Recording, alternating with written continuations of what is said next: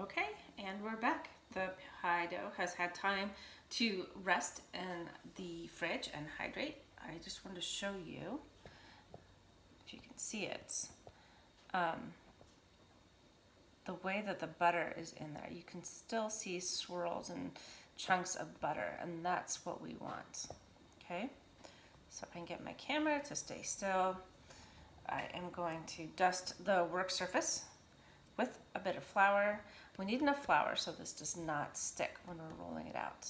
We don't want it to stick to the rolling pin or to our countertop, okay? All right, so I have my rolling pin. My camera is not cooperating. Okay, so a little bit of flour underneath, a little bit on top.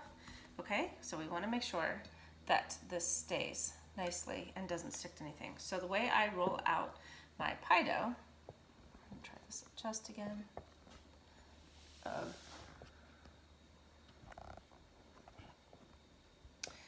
Having technical challenges here. Okay, so now I'm at an angle. I apologize for that.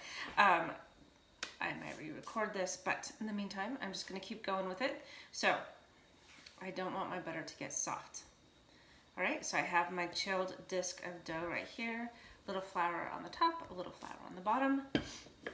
I am going to start in the middle of my disc of dough and I'm gonna roll it in one direction.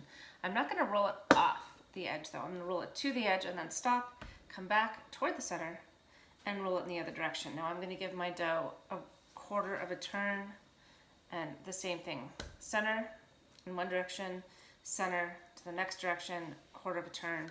And I'm going to keep doing that until it's as big and as thin as I want it to be.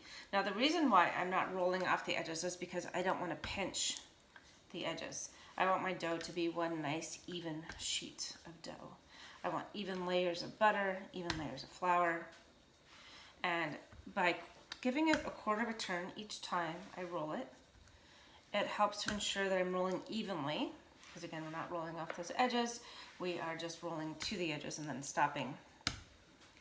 And the quarter turn helps make sure that it's nice and even all the way around, no hills and valleys, lumps and bumps, anything like that. It also makes sure that it's not sticking to the countertop, okay?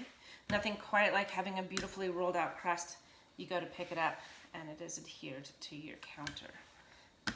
And then it tears when you go to pick it up. So again, back to that cold butter, hot oven. We want to make sure that we roll this out in a timely manner in a kitchen that's not too hot. So this is not always the best thing to make when it's 100 degrees outside, or if you've been baking or your stove's been on all day and your kitchen is warm. Okay, we want to keep that butter cold so we create nice even layers of butter and even layers of dough. The idea of resting the dough, again, is to let all that gluten that we started forming to rest and relax and hydrate, so that you'll notice as I'm rolling this out, my dough is staying where I put it. It's not expanding and shrinking and expanding and shrinking. Okay, so if your dough is shrinking too much, it means that that gluten has been overworked and you need to let it relax a little bit.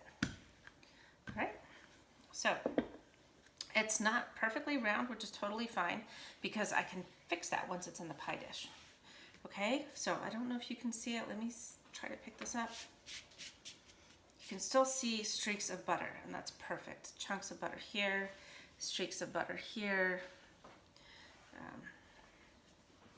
I don't know if you can actually see that on the camera, but it's streaky and lumpy, and that's the way I like it. Okay, so there's a few different ways to get this sheet of dough that's been rolled out nice and thin, not too thin.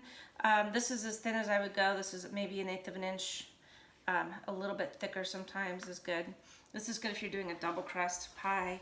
If you're doing a single crust pie, you could definitely leave it a little bit thicker than this.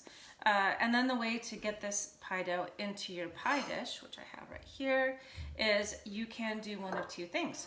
You can roll it up on your rolling pin like this, but sometimes it unrolls on accident and it kind of does that, which is not my preferred method. So my method that I really like is to go ahead and just fold it in quick quarters like this. And now I can center this right into the middle of my pie dish and unroll it. And voila. I'm going to go ahead and press this dough into the corners and work on my decorative crust, my decorative edge with my crust. Please let me know if you have any questions, and I will look forward to meeting you soon.